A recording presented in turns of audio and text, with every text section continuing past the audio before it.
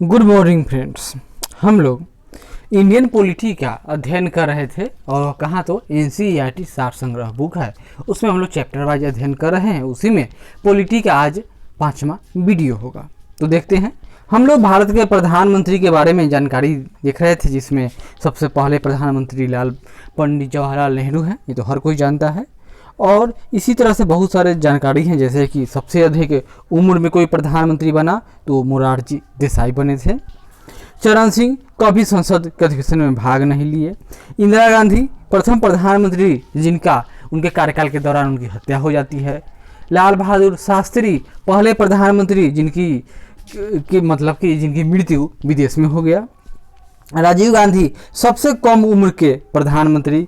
BP Singh यानी विश्वनाथ प्रताप सिंह प्रथम प्रधानमंत्री जिन्हें अविश्वास प्रस्ताव द्वारा गद्दी छोड़ना पड़ा। पीवी नरसिम्हा राव प्रथम दक्षिण भारतीय प्रधानमंत्री। अटल बिहारी वाजपेयी सबसे कम अवधि वाले प्रधानमंत्री, यानी मात्र 17 दिन रहे थे। HT देवगौड़ा दक्षिण भारत के दूसरे प्रधानमंत्री। इंद्र कुमार गुजराल पूर्व सोवियत संघ के भारत के राजदूत थे। और अटल बिहारी वाजपेयी पहले गैर कांग्रेसी प्रधानमंत्री जिन्होंने अपना कार्यकाल पूरा किया। मनमोहन सिंह भारत के उदारीकरण के जनक थे। नरेंद्र मोदी प्रथम प्रधानमंत्री जो मुख्यमंत्री से प्रधानमंत्री सीधे बन गए। ऐसा गलत बात है, HT देवगौड़ा भी तो पहले मुख्यमंत्री थे। और नरेंद्र मोदी वैसे व्यक्ति कहे जाएंगे जो प्रथम गैर कांग्रेसी जिनका ये दूसरा का टर्म है, यानी 5-5 साल वाला होगा। इससे पहले भी तो अटल बिहारी वाजपेयी भी 13 महीने और फिर उसके बाद में अगले बार 5 साल के लिए बने थे। आगे देखिए, कुछ संक्षिप्त विश्लेषण दिया हुआ है, यह अच्छा देखते हैं। प्रथम प्रधानमंत्री जवाहरलाल नेहरू, सबसे लंबे समय तक प्रधानमंत्री जवाहरलाल नेहरू। सबसे छोटा कार्यकाल अटल बिहारी वाजपेयी। कार्यवाहक प्रधानमंत्री गुलजारी लाल नंदा। एक से अधिक बार प्रधानमंत्री तो जवाहरलाल नेहरू 3 बार, अटल बिहारी वाजपेयी यह भी 3 बार शपथ लिए हैं। एक बार 17 दिन, एक बार 13 महीना और एक बार 5 साल। नरेंद्र मोदी 2 बार। इंदिरा गांधी 3 बार। मनमोहन सिंह भी 2 बार शपथ लिए हैं। अब यहाँ देखिए, राज्यों के लिए विशेष प्रावधान किए गए हैं, वह संविधान में बाकायदा आए हैं। जैसे 371, तो यह महाराष्ट्र तथा गुजरात राज्यों के लिए विशेष प्रावधान है। आर्टिकल 371। 371 में ए किसके लिए है? A for Nagaland. B for Assam राज्य के लिए विशेष प्रावधान। A Nagaland, B Assam. C 371 का सी, यह मणिपुर राज्य के लिए विशेष प्रावधान है। इसी तरह 371 का डी, तो यह आंध्र प्रदेश या तेलंगाना के लिए विशेष प्रावधान करता है। और ई फॉर आंध्र प्रदेश में केंद्रीय विश्वविद्यालय की स्थापना। और एफ, तो यह सिक्किम राज्य के लिए विशेष प्रावधान है। 371 का एफ है। 371 का जी मिजोरम राज्य के लिए विशेष प्रावधान। 371 का जी। और एच, 371 का एच अरुणाचल प्रदेश राज्य के लिए विशेष प्रावधान है। 371 का आई फॉर गोवा, यानी गोवा राज्य के लिए विशेष प्रावधान। 371 का जे कर्नाटक राज्य के लिए विशेष प्रावधान किया गया है। जनजातीय क्षेत्र यानी ट्राइबल एरिया जो कहाँ दिया हुआ है? तो हमारे संविधान के इसमें है। चौथा में तो राज्य सभा में जो राज्यों के लिए आवंटित सीटों का ब्यौरा दिया गया है। 5वें में क्या है? तो 5वें में ट्राइबल एरिया है। किसके लिए? तो ये 4 राज्यों को छोड़कर 4 राज्यों के लिए कहाँ है? तो भारत के अनुसूची नंबर कितना कहेंगे उसको? तो 6 में। तो देखिए, जनजातीय क्षेत्र असम के कौन कौन से जिले हैं? तो यहाँ देखिए, असम में दीमा हसाओ जिला पहले का नाम था इसका। उत्तरी कछार पहाड़ी कछार, कार्बी आंगलोंग जिला और बोडोलैंड प्रदेश जिला, ये सब असम के जनजातीय इलाके हैं। मेघालय में गारो पहाड़ी जयंतिया और खासी, यानी गारो खासी जयंतिया। त्रिपुरा में त्रिपुरा जनजातीय जिला क्षेत्र। और मिजोरम में चकमा तथा माला जिला। तो याद कीजिए इसमें कौन कौन? असम, मेघालय, त्रिपुरा, मिजोरम। असम, मेघालय, त्रिपुरा, मिजोरम, यह भारत के अनुच्छेद क्या है? उसमें अनुसूची नहीं, तो यह शेड्यूल की एरिया है। शेड्यूल नंबर कितना है भारत के? तो संविधान के शेड्यूल नंबर कितने कहेंगे उसको? शेड्यूल नहीं, भाग का अनुसूची नंबर 2006 में है। कितने? 4 राज्य, जिसमें मणिपुर नहीं है। कौन कौन? असम, मेघालय, त्रिपुरा, मिजोरम। राष्ट्राध्यक्षों या शासनाध्यक्षों के निवास स्थल है, कुछ याद कर लेते हैं। तो जैसे क्रेमलिन, यह रूस के राष्ट्रपति का बिल्डिंग का नाम है क्रेमलिन, जैसे भारत में राष्ट्रपति भवन, और वो रहते कहाँ है? तो मॉस्को में।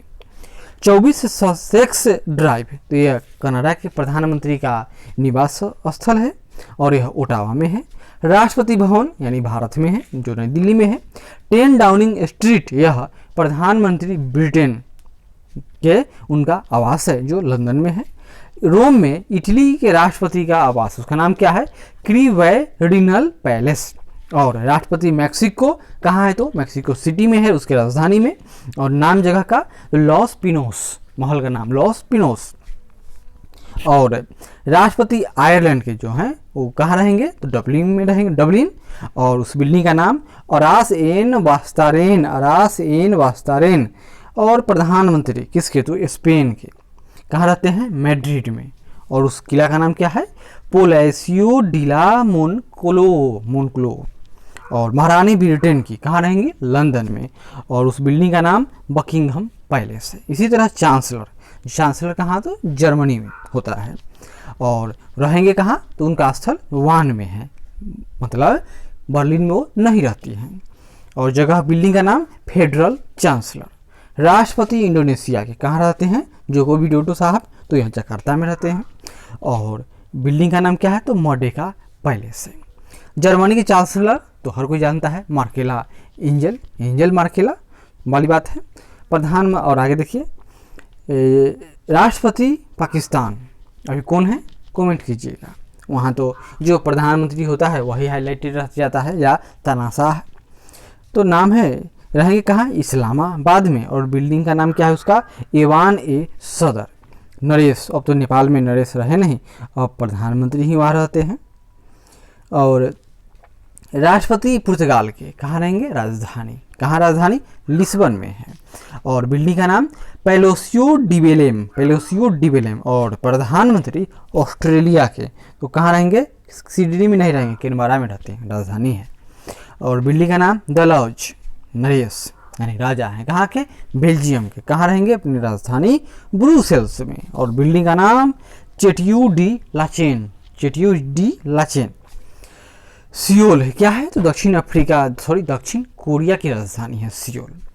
उत्तर कोरिया की राजधानी प्योंगयांग है। और दक्षिण कोरिया के जो राष्ट्रपति रहते हैं उसका नाम ब्लू हाउस है। राष्ट्रपति अमेरिका के रहेंगे कहाँ? वाशिंगटन डीसी में। और बिल्डिंग का नाम क्या है? White house. राष्ट्रपति कहाँ के? फ्रांस के। और बिल्डिंग का नाम रहते कहाँ है? पेरिस में। और बिल्डिंग का नाम क्या है? LC palace. राष्ट्रपति कौन है? भी बहुत फेमस है, कमेंट कीजिएगा। यहाँ देखिए नियामक निकाय यानी रेगुलेटरी बॉडीज, इनके बारे में थोड़ा याद कर लेते हैं। जैसे इरडा, यह क्या है? तो बीमा विनियामक एवं विकास प्राधिकरण। यह क्षेत्र क्या है? तो बीमा से संबंधित है। स्थापना कब हुआ? 1999 में। मुख्यालय कहाँ है? हैदराबाद। इसी तरह भारतीय प्रतिभूति एवं विनियमन बोर्ड यानी सेबी, इसकी स्थापना वर्ष 1992। काम क्या है? शेयर बाजार को नियंत्रित करेगा। तो शेयर बाजार कहाँ? यानी बॉम्बे में इसका मुख्यालय है। भारतीय प्रतिस्पर्धा आयोग, स्थापना 2003 में। और क्षेत्र व्यापार प्रबंधन, कमेंट कीजिएगा कि इसका मुख्यालय कहाँ है। भारतीय दूरसंचार विनियामक प्राधिकरण यानी ट्राई, यह स्थापित हुआ था 1997 में। और इसका क्षेत्र दूर संचार है। इसी तरह से पेट्रोलियम एवं प्राकृतिक गैस नियामक बोर्ड, जिसकी स्थापना 2006 में होती है। और क्षेत्र तो हर कोई जानता है, पेट्रोलियम, प्राकृतिक गैस। इसी तरह से केंद्रीय विद्युत नियामक आयोग, स्थापना 2003 में। काम विद्युत संबंधी। परमाणु ऊर्जा आयोग, ऊर्जा बोर्ड की स्थापना 1983। काम परमाणु ऊर्जा देखना। पेंशन निधि नियामक एवं विकास प्राधिकरण, स्थापना वर्ष 2003। काम पेंशन की देखरेख करना। हाउस रेगुलेटरी अथॉरिटी, स्थापना वर्ष 2016। काम आवास संबंधी। और प्रसार भारती 1997 में। काम क्या है? रेडियो दूरदर्शन पर नियंत्रण रखना। आगे देखिए देश के अर्धसैनिक या सुरक्षा बल, तो उनका कुछ जैसे उनका नाम है, यहाँ स्थापना वर्ष है, मुख्यालय है और उद्देश्य है। जैसे ITBP बहुत चर्चा में है अभी, यानी भारत तिब्बत सीमा पुलिस, स्थापना 1962 में हुआ था चीन से हारने के बाद। मुख्यालय नई दिल्ली में है, उद्देश्य भारत तिब्बत सीमा की निगरानी करना, यानी भारत से चीन। असम राइफल्स AR, स्थापना 1835, मुख्यालय शिलोंग असम और असम में है। शिलोंग असम नहीं, शिलोंग असम हो सकता है। और उद्देश्य पूर्वोत्तर की सुरक्षा करना। ऐसे तो शिलोंग कहाँ, तो मेघालय की राजधानी कहाँ है, कमेंट कीजिए। केंद्रीय रिजर्व पुलिस बल यानी CRPF 1939 इसका स्थापना वर्ष है और मुख्यालय नई दिल्ली में, यानी बाकी सब के मुख्यालय नई दिल्ली है। काम आंतरिक सुरक्षा। त्वरित कार्यवाही बल यानी रैप, रैपिड एक्शन फोर्स, वर्ष 1992, मुख्यालय नई दिल्ली। काम सांप्रदायिक दंगा नियंत्रण करना। सशस्त्र सीमा बल यानी SSB, मुख्यालय नई दिल्ली। काम वर्ष, स्थापना वर्ष 1963 है। इसका उद्देश्य अंतर्राष्ट्रीय सीमा की सुरक्षा। लेकिन जो SSB है इसका मुख्य काम क्या है, भारत है के बीच नेपाल और भूटान के बीच का सीमा रेखा है, किसके अंदर आता है, तो यही SSB के अंतर्गत। सीमा सुरक्षा बल यानी BSF, यह बॉर्डर सिक्योरिटी फोर्स, स्थापना 1965 है। नई दिल्ली इसका मुख्यालय है। और यहाँ गलत लिख दिया, यह इसका काम है भारत के पाकिस्तान और बांग्लादेश के जो सीमा पर BSF की तैनाती की गई है। केंद्रीय औद्योगिक सुरक्षा बल यानी CISF, स्थापना वर्ष 1969, मुख्यालय नई दिल्ली। काम सरकारी उपक्रम है उसकी सुरक्षा करना, PSU। राष्ट्रीय सुरक्षा गार्ड यानी गार्ड NSG, स्थापना 1984 में, मुख्यालय नई दिल्ली में है। देश में आतंकवादी हमलों से सुरक्षा प्रदान करना। होम गार्ड्स, स्थापना 1946 में ही हो गया था। नागरिक अशांति और सांप्रदायिक दंगों को नियंत्रित करने के लिए ही इसका मुख्य उद्देश्य है। रेलवे सुरक्षा बल RPF, स्थापना 1957, मुख्यालय नई दिल्ली। काम तो हर कोई जानता है, रेलवे की सुरक्षा करना, यानी रेलवे यात्री, रेलवे परिसंपत्तियों एवं रेलवे परिक्षेत्र की सुरक्षा करना।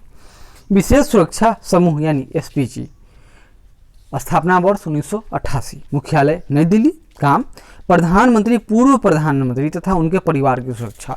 वर्तमान में तो केवल इसके अंतर्गत प्रधानमंत्री ही आते हैं। मरीन कमांडो फोर्स यानी मार्कोस, स्थापना 1987।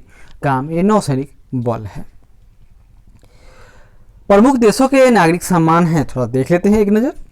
अमेरिका का सर्वोच्च नागरिक सम्मान the presidential medal of freedom. इसी तरह ब्रिटेन का सर्वोच्च नागरिक सम्मान जॉर्ज क्रॉस। फ्रांस का सर्वोच्च नागरिक सम्मान the Legion de Honour. Canada का सर्वोच्च नागरिक सम्मान the Order of Merit. Belgium का सर्वोच्च सम्मान Order of the Crown. Mexico का सर्वोच्च नागरिक the Order of Aztec Eagle. और जापान का सर्वोच्च नागरिक पुरस्कार Order of the Rising Sun. प्रमुख संस्थाओं की सदस्य संख्या थोड़ा यहाँ भी देख लीजिए। सबसे पहला नाम आता है संविधान सभा। इस गठन के समय 389 सदस्य थे। इसमें गठन कब हुआ था, 1946 में। चलिए फ्लैशबैक में, उस समय 389 सदस्य थे, यानी भारत पाकिस्तान बांग्लादेश सबसे आए हुए थे, जिसमें प्रांतों से 292 और 93 देशी रियासतों से तथा 4 कमिश्नर यानी यूनियन टेरिटरी से, जैसे कि एक दिल्ली था, बलूचिस्तान था दूसरा, तीसरा अजमेर था और एक और था चौथा, कमेंट कीजिएगा। स्वतंत्रता के बाद भारतीय संविधान में सीटों की संख्या घटकर 299 रह गई, क्योंकि 90 सीटें पाकिस्तान की संविधान सभा में चली गई थी। लोकसभा अधिकतम संख्या 552, जिसमें 530 का इलेक्शन के द्वारा यानी राज्यों द्वारा सिलेक्शन होता है और 20 यूनियन टेरिटरी से चुनकर आएंगे अधिकतम, और 2 राष्ट्रपति नामांकित करते हैं। वर्तमान में 545 सीटें हैं। क्यों? क्योंकि शेष 7 सीटें पाक अधिकृत कश्मीर में है, पाकिस्तान कब्जा किए हुए है।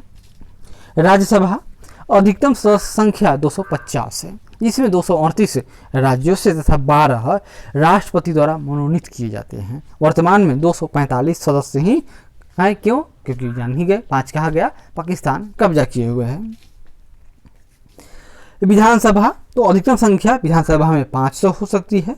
सबसे बड़ा विधानसभा कौन है, तो उत्तर प्रदेश, जिसमें 404 है, यानी 403 का चुनाव होता है और एक मनोनीत।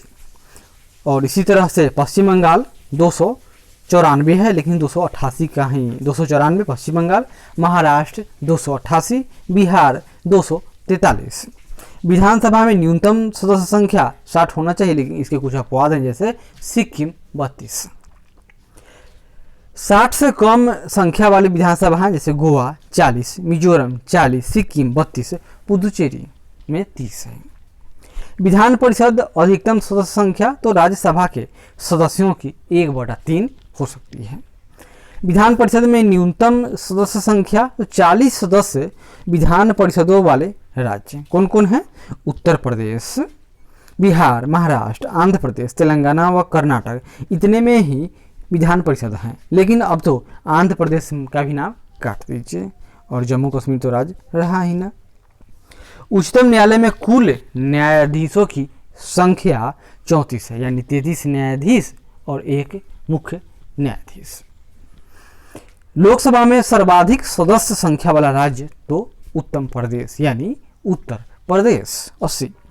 लोकसभा में न्यूनतम सदस्य संख्या वाले राज्य बहुत सारे हैं, जिसके पास 1 है, जैसे एक सदस्य मिजोरम, नागालैंड, सिक्किम तथा सभी केंद्र शासित प्रदेश दिल्ली, दादरा नगर हवेली तथा दमन व दीव को छोड़कर, क्योंकि दिल्ली में 7 है और दादरा नगर हवेली 1 हो गया और दमन दीव में 1 हो गया, यानी 2 हो गया।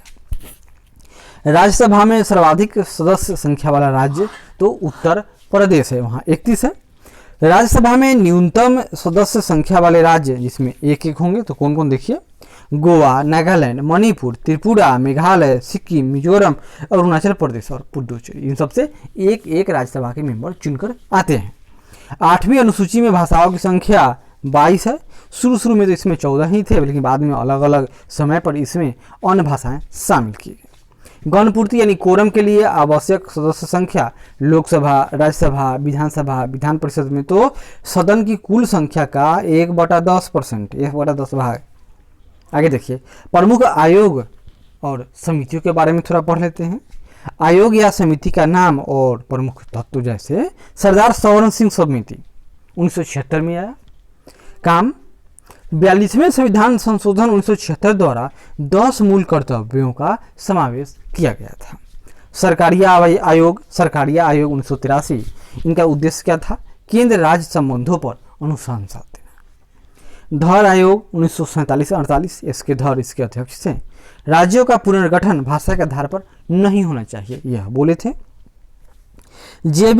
जेबीपी समिति 1948, यानी जवाहरलाल नेहरू, वल्लभ भाई पटेल, पट्टाभी सीतारमैया, 3 लोगों का समिति था। काम ये लोग क्या किए, राज्यों का पुनर्गठन देश की सुरक्षा, एकता व आर्थिक समृद्धि के आधार पर किया जाए, मतलब ये अनुशंसित किए थे। लेकिन हुआ क्या, वो जानते ही हैं, राज्यों का गठन भाषा के आधार पर होना शुरू हो गया। राज्य पुनर्गठन आयोग 1956, सैयद फजल अली, हृदयनाथ कुंजरू, के.एम. पनिकर, 3 व्यक्ति इसमें सदस्य थे।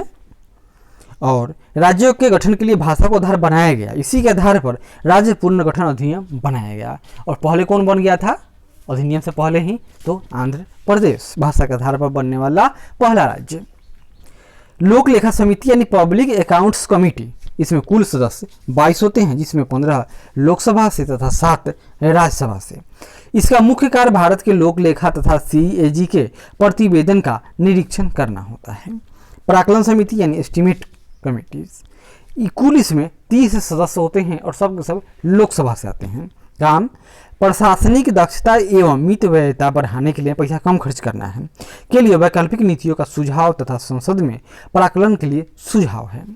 संयुक्त संसदीय समिति यानी JPC, लोकसभा और राज्यसभा के सदस्य होते हैं। यह एक तदर्थ यानी एडहॉक समिति, यानी कि विशेष मुद्दा हो जाए, कोई घोटाला हो जाए तो उस पर गठन किया जाए। जैसे क्या हुआ था, बोफोर्स तोप के समय इस तरह का गठन किया गया, फिर 2G घोटाले के समय, कोलगेट के समय, और अगर भाजपा सरकार इस समय हार जाए तो अगली सरकार आएगी तो राफेल पर भी एडहॉक समिति का गठन कर देगी।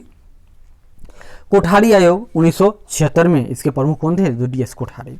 इन्होंने अनुशंसा क्या किया? देखिए, भारतीय उच्च सिविल सर्विसेज में परीक्षा तथा भर्ती संबंधी नीतियाँ एवं विधि बताए। और नियोगी आयोग 1946, इसके अध्यक्ष के सी नियोगी। आर्थिक नियोजन के लिए मंत्रिपरिषद के प्रति उत्तरदायी संगठन की अनुशंसा कर दिए थे। कौन? तो के सी नियोगी महोदय।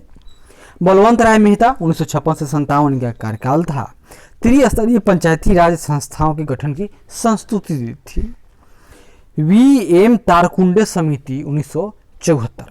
चुनाव सुधार, मतदाता की आयु 21 वर्ष से घटाकर 18 वर्ष किया गया।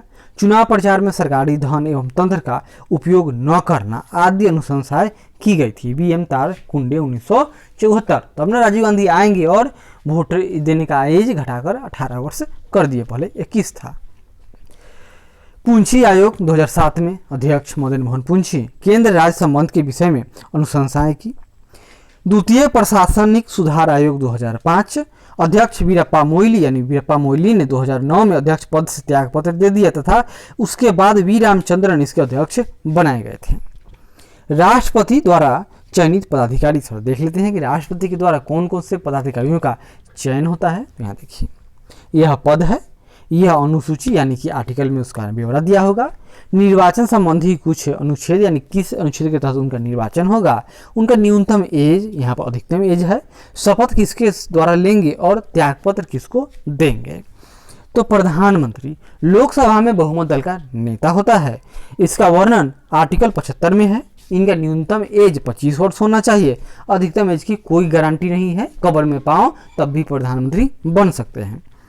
और शपथ राष्ट्रपति के द्वारा लेंगे और त्यागपत्र भी राष्ट्रपति को ही देंगे।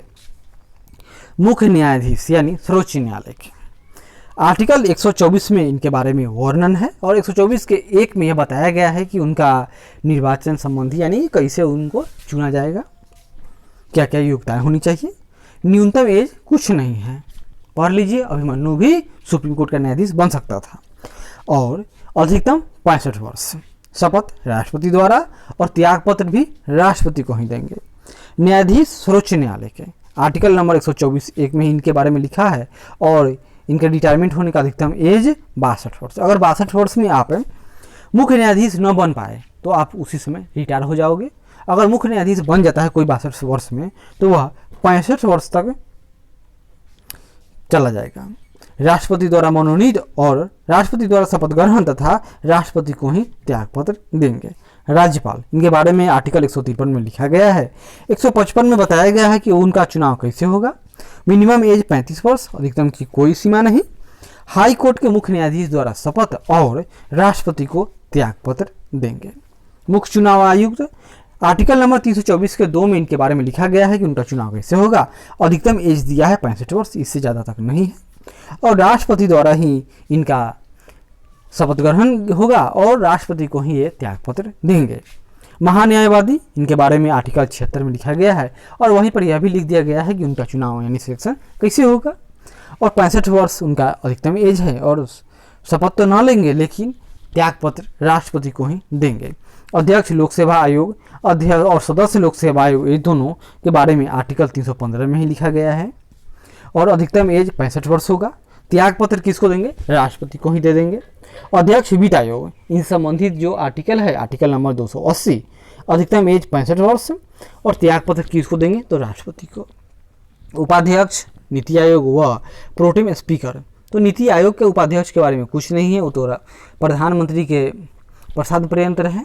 और प्रोटेम स्पीकर, यह राष्ट्रपति द्वारा शपथ ग्रहण को दिलाया जाता है लेकिन ये इस्तीफा न देते हैं। ये तो सबको शपथ दिला देंगे और उसके बाद ये ऑटोमेटिक खत्म हो जाते हैं। आयोग एवं मुख्यालय थोड़ा देख लेते हैं। संस्था आयोग या संघ का नाम है, यहाँ पर मुख्यालय है, गठन का वर्ष है, संस्था की प्रकृति या स्थिति। राष्ट्रीय हरित न्याय अधिकरण यानी एनजीटी की बात हो रही है। इसका मुख्यालय कहाँ है? भोपाल में है। गठन वर्ष 2010 में हुआ था और यह एक न्यायिक संस्था है। लेकिन यहाँ भोपाल क्यों दिया? इसका तो मुख्यालय नई दिल्ली में है। राष्ट्रीय न्याय अकादमी, तो इसका मुख्यालय भोपाल में है। गठन वर्ष 1993 और यह वैधानिक संस्था क्या है? वैधानिक है। और राष्ट्रीय विधिक सेवा प्राधिकरण यानी नालसा, मुख्यालय नई दिल्ली में, गठन वर्ष 1995 और यह संस्थागत है। केंद्रीय सैन्य न्याय प्राधिकरण मुख्यालय नई दिल्ली, सबका नई दिल्ली है एक तरफ से। और इसका स्थापना कब हुआ नहीं लिखा हुआ है। और यह भी क्या है, यही एक न्यायिक बॉडी है। राष्ट्रीय अनुसूचित जाति आयोग मुख्यालय तो जान ही गए हैं, दिल्ली है। 2004 में पुनर्गठन किया गया था। अब यह संवैधानिक निकाय है, यानी संविधान में इसके बारे में लिखा गया है। राष्ट्रीय अनुसूचित जनजाति, यह भी 2004, इसको भी पुनर्गठित किया गया, यह भी संवैधानिक निकाय है। नीति आयोग 2015 में अस्तित्व में आया, यह गैर संवैधानिक निकाय है। योजना आयोग का इसका पेरेंट बॉडी था, मतलब उसके यहाँ यह शख्स मतलब बच्चा है, कहिए नाम बदल दिया गया। वित्त आयोग, यह 1951 से अस्तित्व में है। वित्त आयोग अस्तित्व में कब से है, तो 1951 से। यह अर्ध न्यायिक और संवैधानिक निकाय, संवैधानिक मतलब क्या, कि जिसका वर्णन संविधान में हो। आगे बढ़ते हैं। मानवाधिकार आयोग 1993 से अस्तित्व में है और यह अनुशंसनात्मक निकाय है, यानी संविधान में इसका वर्णन नहीं है, सिंपल याद कीजिए। राष्ट्रीय महिला आयोग 1992 को इसको स्थापित किया गया था, यह स्वायत्त वैधानिक निकाय है। राष्ट्रीय बाल अधिकार संरक्षण आयोग 2007 में अस्तित्व में आया, यह भी वैधानिक निकाय है, यानी ये सब एक्ट से बनाए गए हैं। राष्ट्रीय अल्पसंख्यक आयोग 1993, यह भी वैधानिक है। राष्ट्रीय पिछड़ा वर्ग आयोग 1993 को, यह इसका गठन वैधानिक निकाय के रूप में हुआ था, लेकिन अब यह संवैधानिक है, यानी संविधान में ऐड कर दिया गया। केंद्रीय सूचना आयोग, यह अस्तित्व में आया 2005 में, यह एक वैधानिक निकाय है। परिसीमन आयोग 4 बार गठित किया जा चुका है, यानी राष्ट्रपति गठित करते हैं, यह स्वायत्त निकाय होता है। विधि आयोग मुख्यालय तो नई दिल्ली है, यह गैर वैधानिक परामर्शी निकाय है, वैधानिक भी नहीं है, गैर वैधानिक है, और यह राष्ट्रपति को सिफारिश देने के लिए इसका गठन किया जाता है। अंतर्राज्यीय परिषद 1990 में और निर्वाचन आयोग 1950 में। तो अंतर्राज्यीय परिषद और निर्वाचन आयोग दोनों संवैधानिक निकाय है, यानी संविधान में इन लोगों के बारे में लिखा गया है।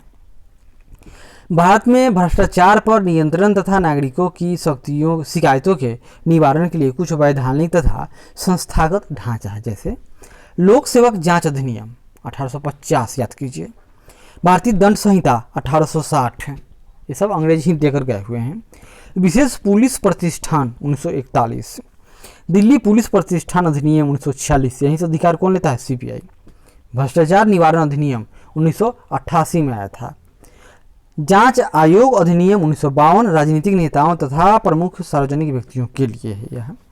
अखिल भारतीय सेवाएं आचार नियमावली 1968, केंद्रीय सिविल सेवाएं आचार नियमावली 1964, रेल सेवाएं आचार नियमावली 1966, मंत्रालय विभागों के संबंध एवं अधीनस्थ कार्यालयों तथा लोक उपक्रमों में निगरानी संगठन, केंद्रीय अन्वेषण ब्यूरो यानी सीबीआई अस्तित्व में कब आया, 1963, केंद्रीय सतर्कता आयोग सीबीसी 1964, और इसके अभी प्रमुख कौन है कमेंट कीजिएगा। राज्य सतर्कता आयोग, यह भी अस्तित्व इसका भी 1964 में आया था। राज्यों में भ्रष्टाचार रोधी ब्यूरो एसीबी के लिए केंद्र में लोकपाल यानी ओम्बुड्समैन, यह पिनाकी चंद्र घोष अभी हेड है। प्रभागीय सतर्कता बोर्ड, जिला सतर्कता अधिकारी, राष्ट्रीय उपभोक्ता विवाद निवारण आयोग, राष्ट्रीय अनुसूचित जाति आयोग, राष्ट्रीय अनुसूचित जनजाति आयोग, सर्वोच्च न्यायालय तथा राज्यों में उच्च न्यायालय, प्रशासनिक न्यायाधिकरण, कैबिनेट सचिवालय में लोक परिवाद निदेशालय 1988 में गठित किया गया था। संसद एवं इसकी समितियां, केरल जैसे राज्यों में फाइल टू फिल यानी खेतों तक संचिकाएं कार्यक्रम, ये सब क्या है, तो यहाँ देखिए भारत में क्या है, सब तो ये सब भ्रष्टाचार नियंत्रण तथा नागरिकों की शिकायतों के निवारण के लिए वैधानिक और संस्थागत ढांचा है। अब यहाँ देखिए भारतीय विधायिका में भागीदारी यानी निर्वाचित स्थान है, थोड़ा देख लेते हैं।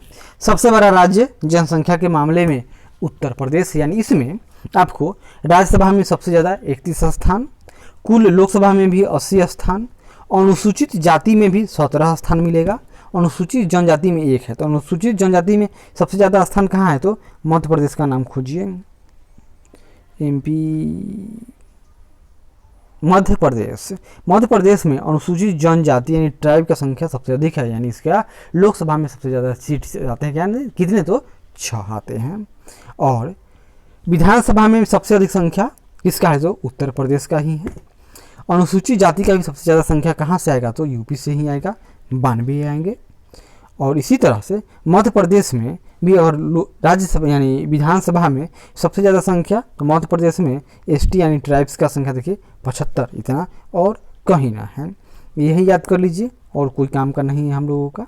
यहाँ देखिए कुल क्या है यह, तो वर्तमान में जो 233 क्या हो गया यह, तो राज्यसभा में चुने हुए कैंडिडेटों की संख्या है, यानी वोट हुआ है।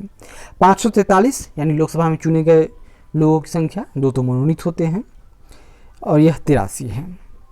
यह क्या है, तो एससीओं की संख्या, एससी राज्य लोकसभा में, और यह एसटी लोकसभा में, लेकिन होना क्या चाहिए था 47 और 81। आगे बढ़ते हैं। सर्वाधिक राज्यसभा सीटों वाले 5 राज्य, तो उत्तर प्रदेश 31, दूसरा स्थान आइए महाराष्ट्र 19, तमिलनाडु 18, पश्चिम बंगाल 16 व बिहार में 16 है। लोकसभा माने सर्वाधिक लोकसभा सीट वाले 5 राज्य, सबसे ज़्यादा यूपी में है 80, दूसरा स्थान महाराष्ट्र में है 48, तीसरा स्थान पश्चिम बंगाल 42, चौथा बिहार 40, तमिलनाडु 39 है। और सर्वाधिक विधानसभा सीट वाले 5 राज्य, तो सबसे बड़ा उत्तर प्रदेश 403, पश्चिम बंगाल 294, महाराष्ट्र 288, बिहार 243, तमिलनाडु 234। समान सीटों वाली विधानसभा यानी बराबर, जैसे हरियाणा एवं छत्तीसगढ़ इन दोनों में 90 सीट है। मणिपुर, मेघालय, नागालैंड, त्रिपुरा एवं अरुणाचल प्रदेश में 60 विधानसभा की सीटें हैं। मिजोरम एवं गोवा में 40 विधानसभा की सीटें हैं। जम्मू कश्मीर विधानसभा में कुल सीटों की संख्या 107 है, जिनमें से 24 सीटें पाक अधिकृत कश्मीर के लिए रिक्त रखी गई हैं। इसलिए वर्तमान में जम्मू कश्मीर विधानसभा में कुल निर्वाचन योग्य सीटों की संख्या 83 है। विभिन्न राज्यों की विधान परिषदों की सदस्य संख्या, विधान परिषद सबसे बड़ा उत्तर प्रदेश 100, दूसरा महाराष्ट्र में 75 है, बिहार में भी 75, कर्नाटक में 75, आंध्र प्रदेश इस पर तो सवाल खड़ा हो चुका है, ये अब खत्म हो जाएंगे, तेलंगाना में 43 है। भारत का सबसे कम पंजीकृत मतदाताओं की संख्या वाला संसदीय क्षेत्र तो है बनेज यानी जूनागढ़ संसदीय क्षेत्र राज्य। जूनागढ़ कहाँ है, तो जूनागढ़ तो गुजरात में होना चाहिए ना, गुजरात होगा यहाँ। सबसे अधिक पंजीकृत मतदाताओं की संख्या वाला संसदीय क्षेत्र तो उन्नाव उत्तर प्रदेश। सबसे छोटा संसदीय क्षेत्र लक्षद्वीप, क्षेत्रफल की दृष्टि से सबसे बड़ा संसदीय क्षेत्र है, क्षेत्रफल की दृष्टि से। तो ये लक्षद्वीप थोड़े है, इस क्या नाम है उसका, तो कच्छ है सबसे बड़ा। और आगे बढ़ते हैं। अब तक भारत में 3 बार संसद की संयुक्त बैठक आयोजित हो चुकी है। प्रथम बार कब, तो 1959 में। विषय क्या था, दहेज प्रतिबंध विधेयक, प्रधानमंत्री पंडित जवाहरलाल नेहरू। दूसरी बार बैंकिंग सेवा आयोग विधेयक 1977, प्रधानमंत्री मोरारजी देसाई। तीसरी बार आतंक निवारक अध्यादेश यानी पोटा के लिए, समय 2002 की बात है, प्रधानमंत्री अटल बिहारी वाजपेयी थे। सुशासन सूचकांक लाया गया है, इसमें बड़े राज्यों की रैंकिंग। सबसे टॉप पर कौन था 2019 में, तमिलनाडु सबसे टॉप पर था, और सबसे पीछे बड़े राज्यों में तो झारखंड की स्थिति थी। वेतन आयोग, तो प्रथम वेतन आयोग इसके अध्यक्ष थे श्रीनिवास वरदचार्य, और वर्तमान में 7वां वेतन आयोग इसका अध्यक्ष कौन है, तो अशोक कुमार माथुर, और समय 2014-15 था। लोकसभा, राज्यसभा तथा विधानसभा विधान परिषद एक नज़र देख लेते हैं, रिवाइज कर लेते हैं। अधिकतम सदस्य लोकसभा में 552 यानी 550 राज्यों से आएंगे, 530 राज्यों से, 20 केंद्र शासित प्रदेश से, और 2 को राष्ट्रपति नामित करेंगे। राज्यसभा में इसी तरह कुल 238 राज्यों से, 12 क्या होगा, तो केंद्र शासित 238 राज्य व यूनियन टेरिटरी से, जैसे दिल्ली व पुडुचेरी से, और 12 राष्ट्रपति द्वारा नामित। विधानसभा में अधिकतम संख्या 500 और न्यूनतम 60 होना चाहिए। विधान परिषद में राज्य विधानसभा का 1/3 सदस्य संख्या ही होना चाहिए। वर्तमान संख्या 545 है, जिसमें 524 राज्यों से, 19 यूटी से और 2 राष्ट्रपति द्वारा नामित किए जाते हैं। और वर्तमान में राज्यसभा में 245 सदस्य हैं, जिसमें से 225 राज्यों से, 8 केंद्र शासित प्रदेश तथा 12 राष्ट्रपति द्वारा नामित किए जाते हैं। मात्र 6 राज्यों में विधान परिषद है, उत्तर प्रदेश, बिहार, महाराष्ट्र, आंध्र प्रदेश, कर्नाटक, तेलंगाना। सर्वाधिक सदस्य संख्या वाला राज्य किसके लिए? लोकसभा में उत्तर प्रदेश, राज्यसभा में उत्तर प्रदेश, विधानसभा में उत्तर प्रदेश, विधान परिषद में उत्तर प्रदेश।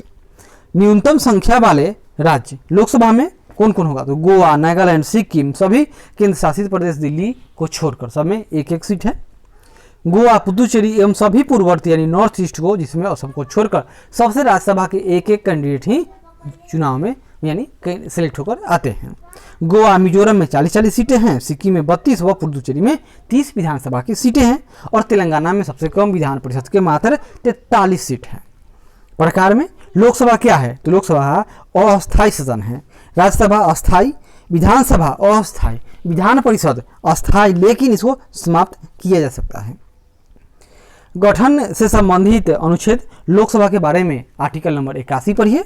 राज्यसभा के बारे में जानना हो तो आर्टिकल नंबर 80 और विधानसभा से संबंधित तो भाग 6 के अनुच्छेद 168 से लेकर 212 में 100 क्या है तो गठन संबंधी प्रावधान है और खासकर गठन संबंधी प्रावधान तो 170 में है। यानी विधानसभा से संबंधित प्रावधान राज्य से तो भाग 6 में 168 से 212, जिसमें गठन यानी विधानसभा का गठन होगा आर्टिकल 170 और विधान परिषद के बारे में तो आर्टिकल नंबर 169 में लिखा गया है।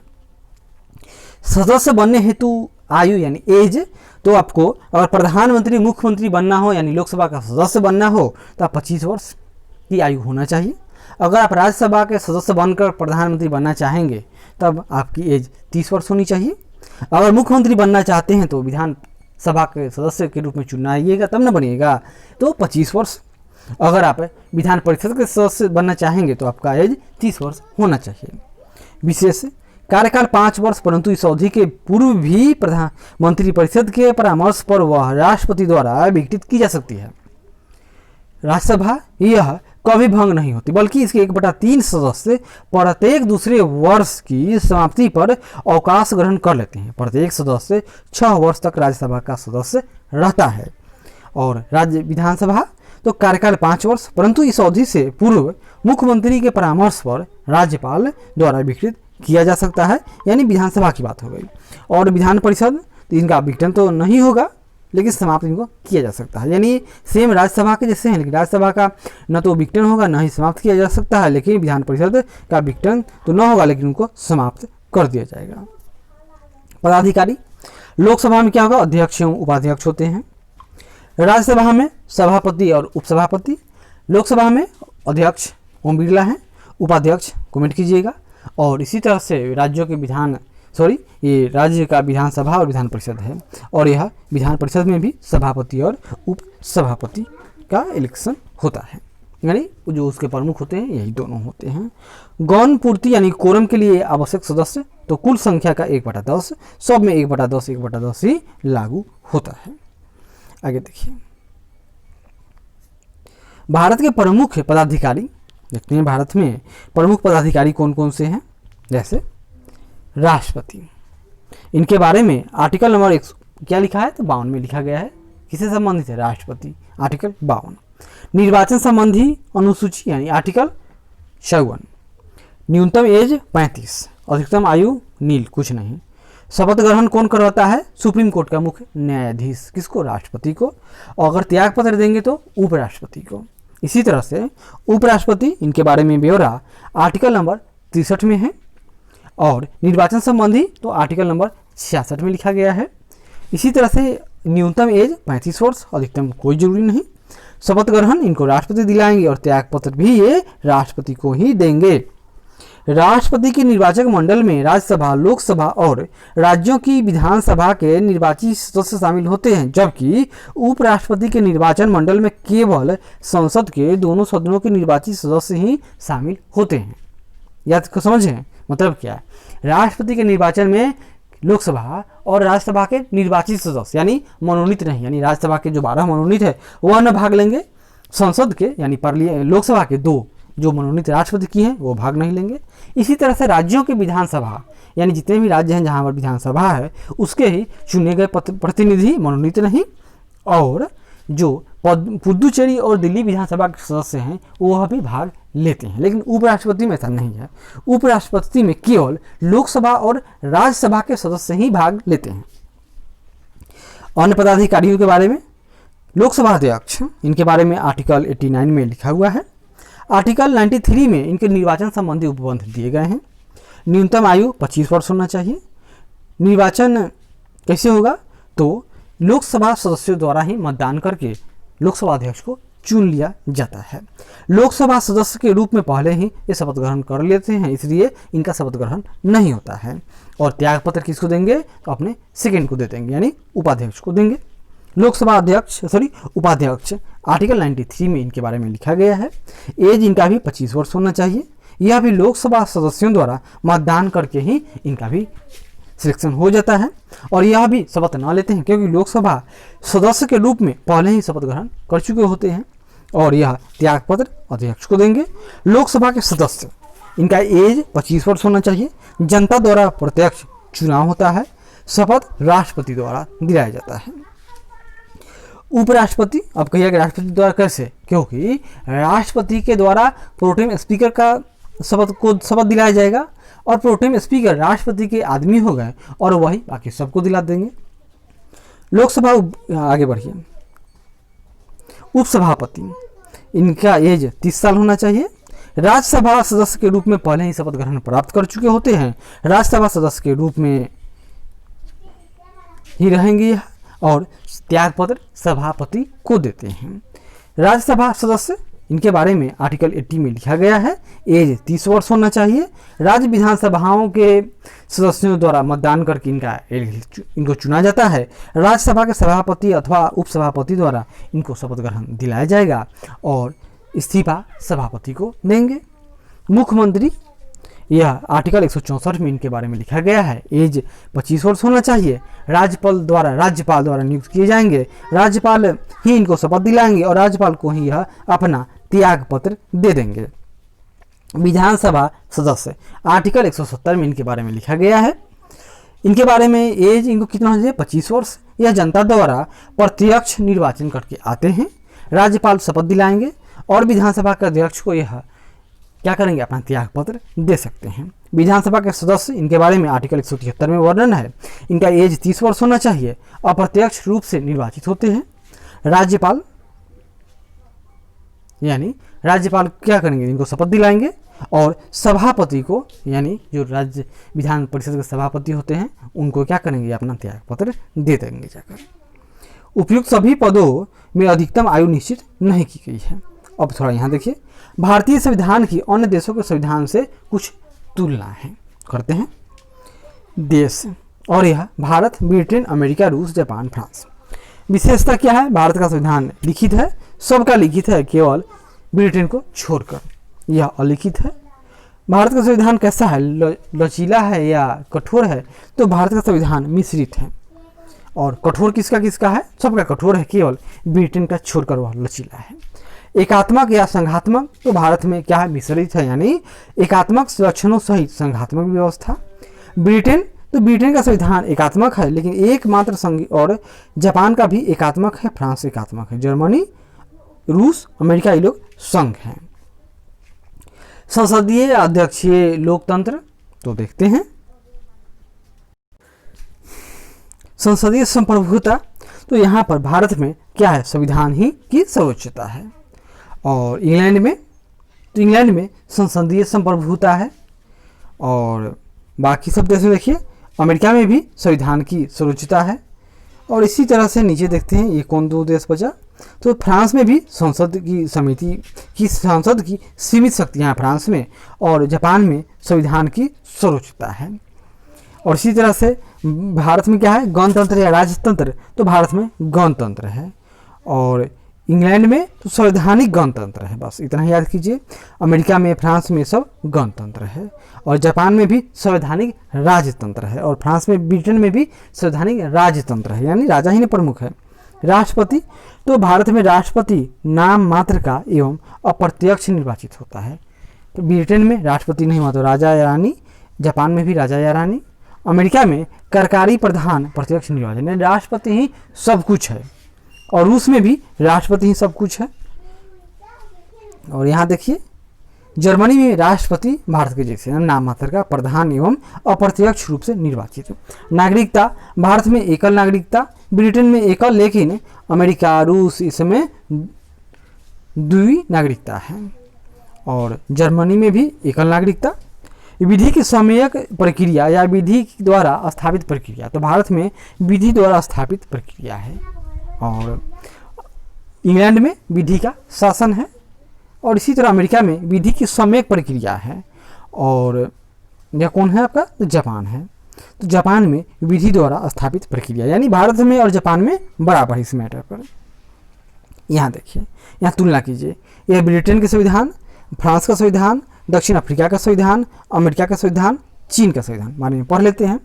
ब्रिटेन का संविधान, राज्याध्यक्ष वंश परंपरा के आधार पर होता है, यानी राजा रानी अभी हैं। अलिखित संविधान है, चार्टर, लॉर्ड्स अधिनियम एवं रीति रिवाज व परंपराओं पर आधारित है। दो सदन, हाउस ऑफ लॉर्ड्स यानी उच्च सदन और हाउस ऑफ कॉमन्स निम्न सदन है। कहाँ? तो इंग्लैंड की बात हो रही है। सम्राट यानी क्राउन कार्यपालिका का नाम मात्र प्रमुख होता है, जबकि वास्तविक प्रमुख कौन है? तो प्रधानमंत्री है। इसी तरह फ्रांस में, तो यहाँ पर वर्ष 1958 में पंचम गणराज्य तथा एकात्मक हो गया, उस समय यह एकात्मक हो गया।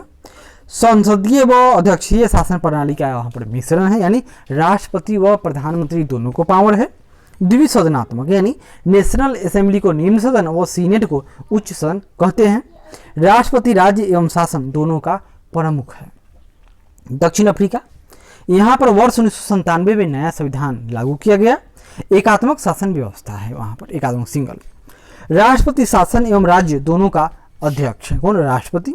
द्विसदनात्मक, यानी सदन दो हैं, एक नेशनल असेंबली यानी निम्न सदन और नेशनल काउंसिल यानी उच्च सदन। थोड़ा चीन के संविधान भी देख लेते हैं पहले। वर्ष 1982 में चौथा संविधान लागू हुआ, 4 बार लिख चुके हैं। संसद एक सदनीय है, यानी नेशनल पीपुल्स कांग्रेस है बस। विधायिका ही सभी उच्च पदाधिकारियों की नियुक्ति करती है, बाकी कुछ नहीं है। एकात्मक शासन प्रणाली है, जो कुछ है वही राष्ट्रपति महोदय हैं, जिनपिंग। प्रधानमंत्री सरकार का प्रधान होता है, राज्य का नहीं। और कनाडा का संविधान, संघीय शासन मतलब शासन का प्रमुख गवर्नर यानी ब्रिटिश महारानी द्वारा नियुक्त होता है। शक्तियों का वितरण 4 सूचियों में है। द्विसदनात्मक हाउस ऑफ कॉमन्स, निम्न सीनेट उच्च है। प्रांतों का प्रमुख डिप्टी गवर्नर होता है। अमेरिका का संविधान, अध्यक्षीय एवं संघात्मक शासन प्रणाली है, राष्ट्रपति सब कुछ। राष्ट्रपति ही राज्य एवं कार्यपालिका का प्रमुख होता है। दोहरी नागरिकता है तथा स्वतंत्र न्यायपालिका है। संघ एवं राज्यों का अलग संविधान है। संसद के 2 सदन होते हैं, एक प्रतिनिधि सभा व सीनेट। अविनाशी राज्यों का अविनाशी संघ, यानी कि वहाँ पर ना राज्य को आप चेंज कर सकते हो, तोड़फोड़ कर सकते हो, नया बना सकते हो। यानी 50 राज्य पहले थे, आज भी 50 हैं, बाद में भी 50 रहेंगे। पहले भी अमेरिका था, आज भी अमेरिका है, बाद में भी अमेरिका रहेगा। और भारत क्या है? तो भारत विनाशी राज्यों का अविनाशी संघ है, यानी भारत में पहले 14 राज्य थे, आज 28 राज्य हैं, कल 50 राज्य हो जाएंगे। पहले भी भारत एक था, आज भी भारत एक है और बाद में भी भारत एक ही रहेगा। जर्मनी का संविधान, वर्तमान संविधान वर्ष 1949 में निर्मित व परिवर्तित है, यानी उस समय से लागू है। संघीय शासन एवं संसदीय शासन प्रणाली लागू है। राष्ट्रपति नाम मात्र का प्रमुख तथा वास्तविक प्रमुख एंजेला मर्केल है, यानी चांसलर है। द्विसदनात्मक मतलब इसका नाम क्या है, याद कीजिए, बुंदेसत्रात तथा वह बुंदेसटैग, मतलब एक उच्च होगा, दूसरा निम्न सदन है। अब संसद की कुछ प्रमुख समितियां हैं और उसके कार्य हैं, जैसे एक है वित्तीय समिति। वित्तीय समिति में लोक लेखा समिति, प्राक्कलन समिति, सार्वजनिक उपक्रम समिति का नाम आता है। लोक लेखा समिति, इसमें लोकसभा के 15 सदस्य, राज्यसभा के 7 सदस्य होते हैं। और राज्यों का निर्वाचन कैसे होगा, सदस्यों का निर्वाचन 2 अनुपातिक प्रतिनिधित्व प्रणाली से एकल संक्रमणीय मत द्वारा। और विभिन्न मंत्रालयों के व्यय CAG के प्रतिवेदन पर विचार करना इसका काम है, किसका? लोक लेखा समिति का। प्राक्कलन समिति यानी एस्टीमेट कमेटी, केवल लोकसभा के ही 30 सदस्य का चुनाव होगा। सबका चुनाव देखिए तो अनुपातिक प्रतिनिधित्व प्रणाली की वजह से एकल संक्रमणीय मत द्वारा ही होता है, यानी सभी वित्तीय समितियों का कार्य क्या है इनका, धन प्राकलनों में निहित नीति के अनुरूप व्यय की जांच करना, यानी कि जांच करना कि देखना कि पैसा कुछ बोल रहे हैं उतना खर्च हुआ है या नहीं हुआ है, कहीं वो विदेश में स्विस बैंक में भेज तो न दिए हैं। सार्वजनिक उपक्रम समिति लोकसभा के 15 व राज्यसभा के 7, चुनाव कैसे होगा तो देख ही चुके हैं। सार्वजनिक प्रतिष्ठानों के लेखा एवं प्रतिवेदनों की समीक्षा तथा समीक्षा न करना, मतलब स्क्रूटनी करते हैं ये लोग। और सार्वजनिक उपक्रम समिति हो गया। आगे देखिए संसद की समितियां, एक होगा कार्य मंत्रणा समिति, नियम समिति, गैर संसद सदस्यों से निर्मित विधेयक तथा संकल्प समिति बनाने वाले। ध्यान देखिए लोकसभा का अध्यक्ष सहित इसमें 15 एवं राज्यसभा के सभापति सहित 11 सदस्य होंगे, यानी दोनों में अलग अलग हो जाएगा। लोकसभा अध्यक्ष एवं राज्यसभा के सभापति अपने अपने सदनों में इस समिति के पदेन अध्यक्ष होते हैं। विधेयकों तथा विषयों के सदन की कार्यवाही में समय निर्धारित करते हैं, यानी ये दोनों राज्यसभा और लोकसभा में अलग अलग होता है। नियम समिति इसी तरह लोकसभा में 15 मेंबर होंगे, राज्यसभा में इसमें 16 मेंबर होते हैं, यानी राज्यसभा में ज़्यादा नियम है। अध्यक्ष लोकसभा का अध्यक्ष लोकसभा में, राज्यसभा के राज्यसभा में। लोकसभा का अध्यक्ष पदेन अध्यक्ष होता है नियम समिति में। संसदीय कार्यवाही व नामित लोकसभा अध्यक्ष की प्रक्रिया पर यह विचार करता है। गैर संसद सदस्यों से निर्मित विधेयक तथा संकल्प समिति, तो इसमें उपाध्यक्ष पदेन अध्यक्ष इसका होता है और 15 सदस्य इसमें होंगे। सदस्यों द्वारा प्रस्तुत संविधान संशोधन विधेयक की जांच करना एवं गैर सरकारी विधेयकों का वर्गीकरण एवं समय का निर्धारण करना ही इनका मुख्य कार्य है। फिर जांच समिति, जांच समिति में एक होगा याचिका समिति और दूसरा होगा विशेषाधिकार समिति। याचिका समिति में लोकसभा के 10, राज्यसभा के 10, लोकसभा के 15, राज्य के 10 लोकसभा अध्यक्ष द्वारा नामित होंगे। सभी याचिकाओं का परीक्षण करना जो लोकसभा में प्रस्तावित होने के बाद उसे सौंपी जाती है तथा याचिकाओं में की गई प्रमुख शिकायतों के संबंध में अपना प्रतिवेदन देना। और विशेषाधिकार समिति, इसमें भी लोकसभा में 15 और राज्यसभा के 10 दोनों को मिलाकर बनेगा, यानी कुल मेंबर 25 हुए। लोकसभा अध्यक्ष द्वारा नियुक्त किए जाएंगे। संसद के किसी सदन या अध्यक्ष द्वारा विशेषाधिकार उल्लंघन से संबंधित मामलों की जांच करना। और समीक्षण समिति, इसमें कौन कौन आएगा देखिए, सरकारी आश्वासनों से संबंधित समिति, अधीनस्थ विधान संबंधी समिति, कानून समिति, और देखते हैं बस इतना ही है, 3 है। इसमें देखिए सरकारी आश्वासनों से संबंधित समिति, इसमें लोकसभा के 15 सदस्य होते हैं। इनकी नियुक्ति 1 वर्ष के लिए होती है।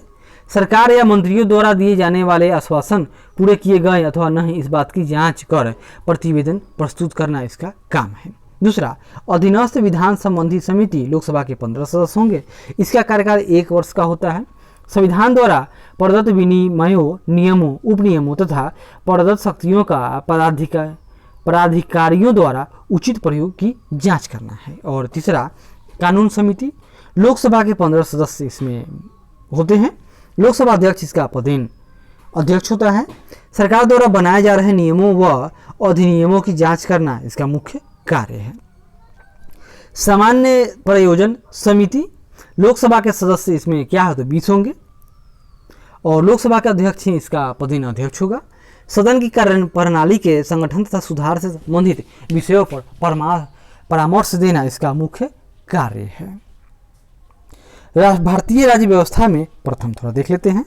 प्रथम राष्ट्रपति डॉक्टर राजेंद्र प्रसाद, प्रथम मुस्लिम राष्ट्रपति डॉक्टर जाकिर हुसैन, प्रथम सिख राष्ट्रपति ज्ञानी जैल सिंह, प्रथम उपराष्ट्रपति डॉक्टर सर्वपल्ली राधाकृष्णन, प्रथम प्रधानमंत्री जवाहरलाल नेहरू, प्रथम कार्यवाहक प्रधानमंत्री गुलजारीलाल नंदा, प्रथम उप प्रधानमंत्री सरदार वल्लभ भाई पटेल, प्रथम मुख्य न्यायाधीश हीरालाल जे कनिया, प्रथम स्पीकर लोकसभा गणेश वासुदेव माओ लंकर, प्रथम चुनाव आयुक्त सुकुमार सेन, प्रथम महिला चुनाव आयुक्त जो कार्यवाहक थी VS रामा देवी, प्रथम लोकसभा सचिव कौन महिला स्नेहलता श्रीवास्तव 30 नवंबर 2017 से हैं। प्रथम commander in chief general sir Roy Bucher, प्रथम नेता विपक्ष क्या नाम था उनका? राम सुभग सिंह। प्रथम महिला IAS अधिकारी अन्ना जॉर्ज और प्रथम महिला IPS अधिकारी किरण बेदी। प्रथम महिला वकील अधिवक्ता कार्नेलिया सोराबजी। प्रथम महिला जिला जज अन्ना चंडी। प्रथम महिला उच्च न्यायालय जज नाम अन्ना चंडी। सर्वोच्च न्यायालय की महिला न्यायाधीश महिला फातिमा बीवी। आगे देखिए, किस राज्य में प्रथम गैर कांग्रेसी सरकार का गठन हुआ था? केरल में 1956 में। 8वीं अनुसूची में उल्लेखित प्रथम भाषा असमिया। मान्यता प्राप्त विरोधी दल के नेता YV चौहान हैं भी। कहाँ के? तो कांग्रेस के। लेकिन मान्यता प्राप्त विरोधी दल के नेता मतलब पहले बने होंगे, प्रथम। अभी वर्तमान में कौन है? तो अभी तो इनका नाम है अधीर रंजन चौधरी। भारत की प्रथम महिला प्रधानमंत्री श्रीमती इंदिरा गांधी 24 जनवरी 1966 को बनी। भारत की प्रथम महिला राष्ट्रपति श्रीमती प्रतिभा देवी सिंह पाटिल। प्रथम थल सेना अध्यक्ष जनरल महाराज राजेंद्र जी। प्रथम वायुसेना अध्यक्ष air marshal sir Thomas Elmhirst. प्रथम महिला मंत्री राजकुमारी अमृत कौर स्वास्थ्य मंत्री। स्वतंत्र भारत के प्रथम वित्त मंत्री श्री सन्मुख चेट्टी। प्रथम भारत रत्न प्राप्तकर्ता डॉक्टर सर्वपल्ली राधाकृष्णन 1954 में मिला था इनको। प्रथम महिला राज्यपाल सरोजिनी नायडू जो उत्तर प्रदेश की थी। प्रथम महिला मुख्यमंत्री सुचिता कृपलानी, यह भी यूपी से ही संबंध है। प्रथम वित्त आयोग के अध्यक्ष KC नियोगी। प्रथम लोकसभा उपाध्यक्ष अनंत सयनम अयंगर। संविधान प्रवर्तन के बाद बना प्रथम राज्य आंध्र प्रदेश। भारत का प्रथम संविधान संशोधन वर्ष 1951 में। पद पर रहते हुए दिवंगत होने वाले राष्ट्रपति जाकिर हुसैन। भारत की पहली महिला लोकसभा अध्यक्ष मीरा कुमार। प्रथम मुख्य सूचना आयुक्त वजाहत हबीबुल्लाह।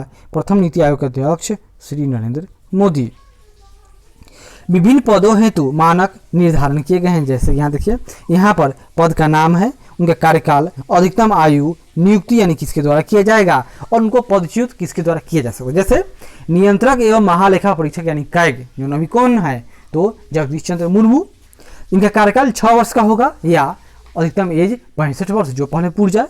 नियुक्ति राष्ट्रपति के द्वारा और हटाएगा कौन? तो राष्ट्रपति धारा 100 यानी धारा नहीं आर्टिकल 148 के अनुच्छेद 2 के द्वारा। मुख्य चुनाव आयुक्त अभी कौन है? कमेंट कीजिए। कार्यकाल 6 वर्ष या अधिकतम 65 वर्ष। राष्ट्रपति द्वारा ही नियुक्त होते हैं और राष्ट्रपति 325 नंबर आर्टिकल में इनको हटाने का प्रावधान लिखा हुआ है। जो हटाएंगे कौन? तो राष्ट्रपति ही हटा देंगे। चुनाव आयुक्त कार्यकाल 6 वर्ष या 65 वर्ष। नियुक्ति राष्ट्रपति द्वारा और हटेंगे कैसे? 324 नंबर आर्टिकल में जो लिखा है कि राष्ट्रपति ही हटाएंगे संसद के द्वारा पास हो जाने पर। संघ लोक सेवा आयोग कार्यकाल 6 वर्ष, अधिकतम आयु 65 वर्ष। नियुक्ति राष्ट्रपति और पदच्युत करने का अधिकार राष्ट्रपति को है, आर्टिकल नंबर 317 में लिखा हुआ है। संयुक्त लोकसभा आयोग के सदस्य कार्यकाल 6 वर्ष, अधिकतम 62 वर्ष ही एज हो सकता है। नियुक्ति राष्ट्रपति द्वारा, हटाएंगे राष्ट्रपति ही लेकिन आर्टिकल 317 का प्रयोग करेंगे। राज्य लोकसेवा आयोग के अध्यक्ष सदस्य, यह भी सब कुछ समान है लेकिन नियुक्ति राज्यपाल, लेकिन हटाएंगे कौन? राष्ट्रपति। आर्टिकल नंबर 317 का जो विवरण है उसे जैसे कि संसद द्वारा पास होगा तो हटेंगे वो। उच्चतम न्यायालय का न्यायाधीश, अधिकतम एज 65 वर्ष, हटाएंगे कौन? राष्ट्रपति।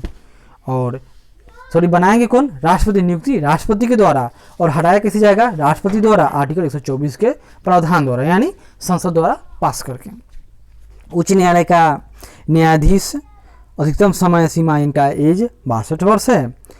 नियुक्ति राष्ट्रपति द्वारा और इनको पदच्युत किया जाएगा आर्टिकल नंबर 218 के द्वारा, यानी इस पर भी लोकसभा यानी संसद में ही प्रस्ताव पास होगा तभी हटेंगे। और कौन हटाएगा? तो राष्ट्रपति हटा देंगे। राष्ट्रीय आयोग केंद्रीय निकाय एवं संबंधित मंत्रालय, जैसे केंद्रीय सूचना आयोग तो यह कार्मिक मंत्रालय का अधीन है। वित्त आयोग वित्त मंत्रालय। संघ लोक सेवा आयोग कार्मिक मंत्रालय। अंतर्राज्यीय परिषद गृह मंत्रालय का अधीन है। कर्मचारी चयन आयोग कार्मिक मंत्रालय। राष्ट्रीय अनुसूचित जाति आयोग सामाजिक न्याय एवं अधिकारिता मंत्रालय में आता है। राष्ट्रीय अनुसूचित जनजाति आयोग तो यह जनजातीय मामलों का मंत्रालय है। केंद्रीय सतर्कता आयोग यह भी कार्मिक मंत्रालय में है। क्षेत्रीय परिषद यानी रीजनल काउंसिल यह भी गृह मंत्रालय का अधीन ही है। केंद्रीय अन्वेषण ब्यूरो यह कार्मिक मंत्रालय का अधीन है। राष्ट्रीय अनुसंधान एजेंसी, यह गृह मंत्रालय का अधीन है। भाषाई अल्पसंख्यकों के आयुक्त, तो अल्पसंख्यक मामलों का मंत्रालय। बाल अधिकारों के संरक्षण हेतु राष्ट्रीय आयोग, महिला एवं बाल विकास मंत्रालय। पिछड़े वर्गों के लिए राष्ट्रीय आयोग, तो यह सामाजिक न्याय एवं अधिकारिता मंत्रालय। विकलांग व्यक्तियों के लिए केंद्रीय आयुक्त, यह भी सामाजिक न्याय एवं अधिकारिता मंत्रालय का अधीन है। केंद्रीय समाज एवं कल्याण बोर्ड, तो यह महिला एवं बाल विकास मंत्रालय का अधीन है। उत्तर पूर्व परिषद एक स्पेशल मिनिस्ट्री है, इसको कहते हैं डोनर, और इसके हेड कौन है भी, तो किरण रिजिजू। सॉरी, किरण रिजिजू नहीं है अभी, हेड दूसरा कोई है, कमेंट कीजिएगा। केंद्रीय प्रशासनिक न्यायाधिकरण, यह कार्मिक मंत्रालय का अधीन है। अल्पसंख्यकों का राष्ट्रीय आयोग, तो अल्पसंख्यक मंत्रालयों का मामलों का मंत्रालय। राष्ट्रीय मानवाधिकार आयोग, यह गृह मंत्रालय का अधीन है। राष्ट्रीय महिला आयोग,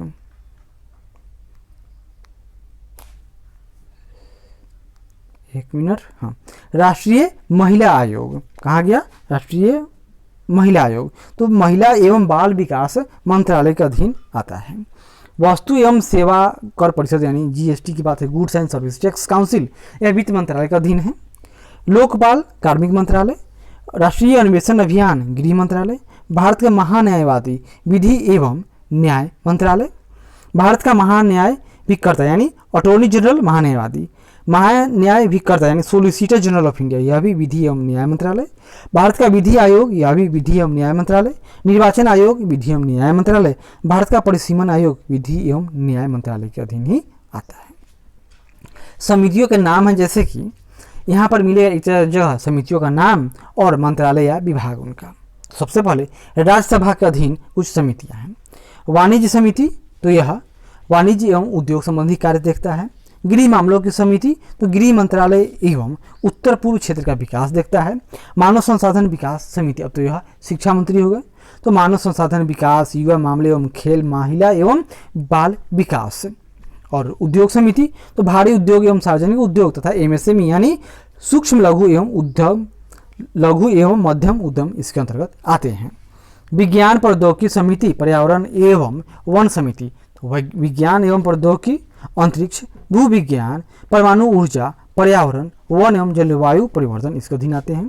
परिवहन पर्यटन एवं संस्कृति समिति, तो नागरिक उड्डयन, पथ परिवहन व राजमार्ग, नौवहन, संस्कृति, पर्यटन। और स्वास्थ्य एवं परिवार कल्याण, तो इस समिति इसके अधीन स्वास्थ्य एवं परिवार कल्याण, आयुर्वेद, योग एवं प्राकृतिक चिकित्सक, यूनानी सिद्ध एवं होम्योपैथी यानी आयुष। और कार्मिक लोक परिवार विधि एवं न्याय, इसके अंतर्गत विधि एवं न्याय, कार्मिक लोक परिवार यानी जन शिकायत तथा पेंशन, सब समितियां आती हैं। अब लोकसभा के अधीन कुछ समितियां हैं, जैसे कृषि समिति, इसमें क्या क्या आएगा, कृषि एवं किसान कल्याण, मत्स्य पालन एवं पशुपालन एवं दूध उत्पादन और खाद्य प्रसंस्करण। सूचना प्रौद्योगिकी समिति, संचार, इलेक्ट्रॉनिक्स एवं सूचना प्रौद्योगिकी, सूचना एवं प्रसारण।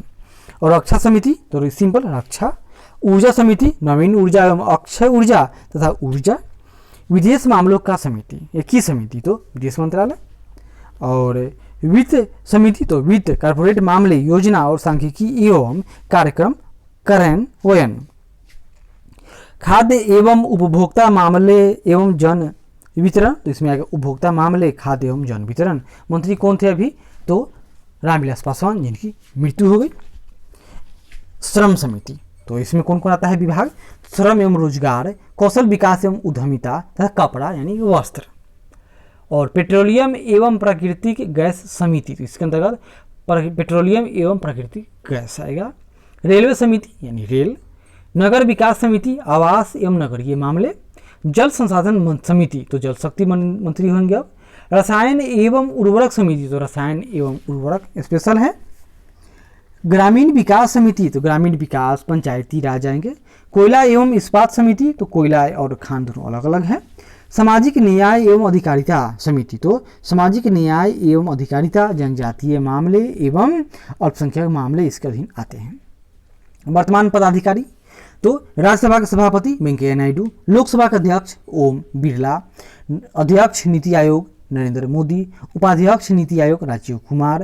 राज्यसभा में विपक्ष के नेता गुलाम नबी आजाद, सदन में लोकसभा में सदन के नेता नरेंद्र मोदी। लोकसभा में कांग्रेस के संसदीय दल के नेता अधीर रंजन चौधरी। मुख्य न्यायाधीश 47 में यानी CJI तो कौन है? शरद अरविंद बोबड़े। मुख्य चुनाव आयुक्त सुनील अरोड़ा। चुनाव आयुक्त यानी AG कौन कौन है? 2 व्यक्ति, एक है राजीव कुमार, दूसरा है सुशील चंद्रा। तो राजीव कुमार तो चले गए बहुत दूर। महानिदेशक ITBP कौन है? तो SS देसवाल। मुख्य सतर्कता आयुक्त कौन है? भी संजय कोठारी। महान्यायवादी KK वेणुगोपाल। भारत के नियंत्रक एवं महालेखा परीक्षक यानी CAG तो GC मुर्मू। निदेशक विक्रम साराभाई अंतरिक्ष केंद्र S सोमनाथ है। अध्यक्ष भारतीय दूरसंचार नियामक प्राधिकरण राम सेवक शर्मा। निदेशक CBI ऋषि कुमार शुक्ल। अध्यक्ष राष्ट्रीय अनुसूचित जनजाति आयोग नंद कुमार साई। अध्यक्ष राष्ट्रीय अनुसूचित जाति आयोग यानी SC रामशंकर कठेरिया। अध्यक्ष राष्ट्रीय अल्पसंख्यक आयोग सैयद घयोरुल हसन रिजवी। अध्यक्ष UPSC प्रदीप कुमार जोशी। महानिदेशक राष्ट्रीय जांच एजेंसी तो YC मोदी। अध्यक्ष अंतरिक्ष आयोग और इसरो के तो कौन है? भी के सिवन है। अध्यक्ष UGC के तो DP सिंह। अध्यक्ष राष्ट्रीय मानवाधिकार आयोग यानी NHRC जस्टिस HL दत्तू। महापंजीयक एवं जनसंख्या आयुक्त विवेक जोशी। अध्यक्ष केंद्रीय प्रत्यक्ष कर बोर्ड यानी CBDT प्रमोद चंद्र मोदी।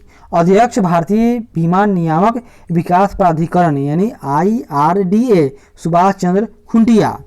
अध्यक्ष भारतीय प्रतिभूति एवं विनिमय बोर्ड ऑफ इंडिया यानी SEBI तो अजय त्यागी हैं। तो इसी के साथ हम लोग का क्या हुआ? इंडियन पॉलिटी समाप्त हुआ। इसके बाद फिर एक नए चैप्टर एक नए सब्जेक्ट के साथ हाजिर होते हैं। तब तक धन्यवाद। आशा करते हैं कि यह प्रयास अच्छा लगे तो जरूर लाइक करें, शेयर करें, कमेंट करें और सब्सक्राइब करें। धन्यवाद।